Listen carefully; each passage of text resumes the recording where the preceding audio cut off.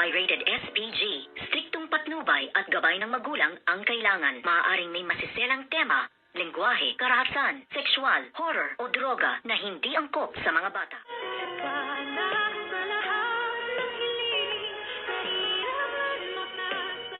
Good morning and welcome sa aking munting channel. Nako, Zoe, tamang hinala ka na naman dito nga kaya Doktora Annalyn Santos na ikaw ay sinusundan niya. Huwag mong masyadong ipahalata na ikaw ang napaka-guilty at talagang kinukonsensya ka na ng lahat-lahat ng kasalanan mo, lalong-lalo na nga sa ginawa mo kay Don Pepe na ikaw ang tumulak sa kanya sa bangin kung kaya't hanggang ngayon ay meron na sa critical na condition pa siya, na siya nga ay nasa ICU pa hanggang sa ngayon dahil nga sa iyong kagawan. At dito naman ay merong ipinakita nga itong si Chang Susan na isang video na pinahihirapan nga itong demonyitang si Moira na isinubsob na itong si demonyitang Moira sa loob na nga ng CR na kung sana yan doon ang napakadumi-dumi na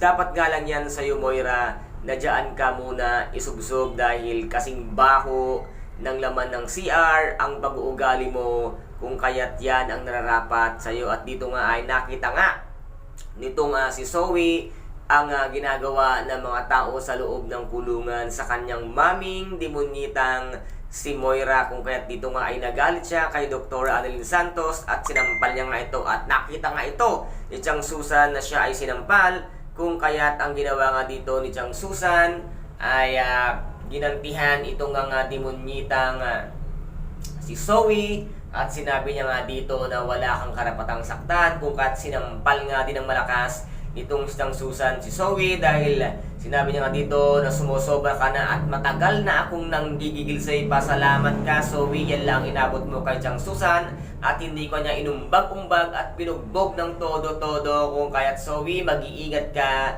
sa pananakit mo kay Dr. Annalyn Santos dahil napakarami ang nakapaligid sa kanya at nagbabantay na ikaw lang ang binabantayan dahil ipakukulong ka nila dahil alam na alam nilang kasabwat mo ang iyong maming demonyitang si Moira. Guys, ito po ang ating pakaabangan mamaya dito nga sa Abot Kamay na pangarap na kung saan nga ay ano kaya ang nagagawin pa ni Chang Susan kay Zoe. At kung nagustuhan po ninyo ang aking videos for today, paki-subscribe na lamang po ng aking channel, paki-like and share para maging update kayo sa lahat ng gagawin kong video. Maraming salamat po. Ingat, God bless, and bye-bye!